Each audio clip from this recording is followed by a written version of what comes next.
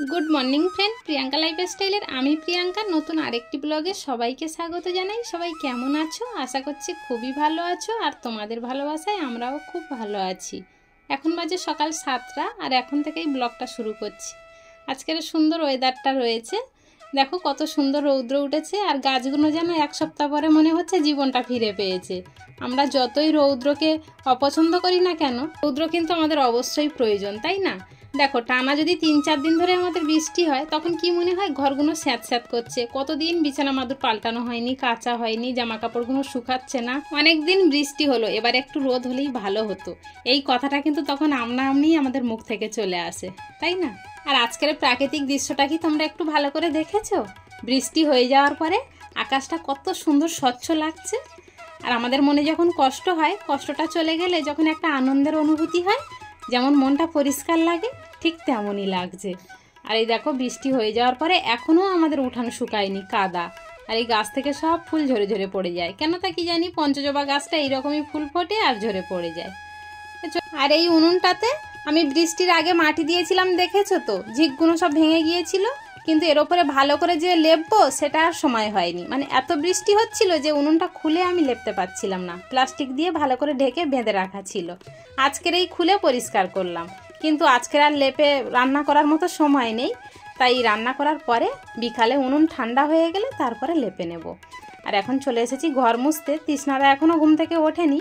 আমি এই প্রায় দিন সকালে বাইরের কাজ সারি তারপরে ঘরে আসি, কেননা ওরা দেরি করে ঘুম থেকে ওঠে, তো তবুও ওরা এখনও ঘুমাচ্ছে, ডেকে ডেকে তুলতে পারলাম না, তবে বিছানাটা পরে তুলবো, আগে ওই জন্য ঘরটা মুছে নিচ্ছি। তোমরা যারা আমার ডেলি ব্লগ দেখো তারা তো জানো আমার ঘরটা খুব ছোট, এইভাবে অলিগলির ভিতর দিয়ে মুছতে হয়। তবে যারা নতুন তাদের জন্যই বললাম, আর নতুন বন্ধুদেরকে বলবো আমার একটু ভালোবাসা দিয়ে পাশে থেকো। আর পুরানো যেসব বন্ধুরা রয়েছে তাদেরকে অসংখ্য অসংখ্য ধন্যবাদ আমার পাশে থাকার জন্য, আমাকে ভালোবাসা দেওয়ার জন্য। তা তোমাদের সাথে গল্প করতে করতে এদিকে আমার ঘরটাও তো মোছা হয়ে গিয়েছে। আর এই দেখো আমার যখন বৃষ্টি হয়েছিল না, এই পোটের মুখে জল চলে এসেছিল জানো। আর প্রতি বছর এটাই হয়, পুরো বারান্দায় জল ঢেকে যায়। তবে সেদিনে এত বৃষ্টি হচ্ছিল, বিদ্যুৎ চমকাচ্ছিল, যে আমি দেখাতেই পারিনি তোমাদেরকে যে কতটা জল হয়েছিল, কারণ সেদিন আমি ফোনটা সুইচ অফই করে দিয়েছিলাম, খুব ভয় পাচ্ছিলাম। ওদিকের কাজ সেরে এখন চলে এসেছি উনুনের কাছে, রান্না করতে হবে। কিন্তু সকালে আমি বাসি ছাই তুলতে ভুলে গিয়েছিলাম, তাই এক মুঠ বাসি ছাই তুলে ফেলে দিয়ে তারপরে হাঁড়ি করার পিছনে মাটিটা লাগিয়ে নিচ্ছি।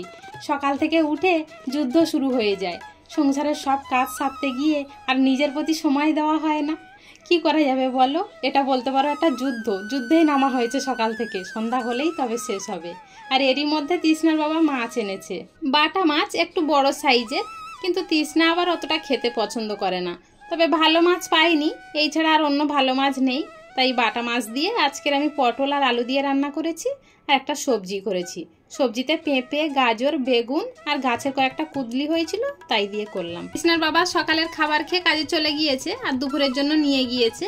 আমি আর তৃষ্ণা বাকি, তাই তৃষ্ণা আর আমি ভাত নিয়ে বসেছি। তবে তৃষ্ণা এখন সকালবেলা সবজি দিয়ে খাবে না, উনি মাছ দিয়েই খাবে, তাই ওকে মাছ দিয়ে দিলাম আর আমি একটু সবজি দিয়ে ভাত নিয়ে বসেছি। তবে এর পরে থেকে আর কোনো কাজ তোমাদের সঙ্গে শেয়ার করা হয়নি। তৃষ্ণা যখন বিকালে গানে বসেছিল তখন থেকেই আবার ব্লগটা শুরু করেছিলাম। ভেবেছিলাম এই জায়গাটুকুনি আমি আর ভয়েস ওভার করবো না, কিন্তু ফ্যান চলছিল, ফ্যানের শব্দটা এসেছে বলে আমার আবার এখানে ভয়েস ওভার করতে হলো, ভিডিওটা কেটে আবার ছোট করে দিতে হলো।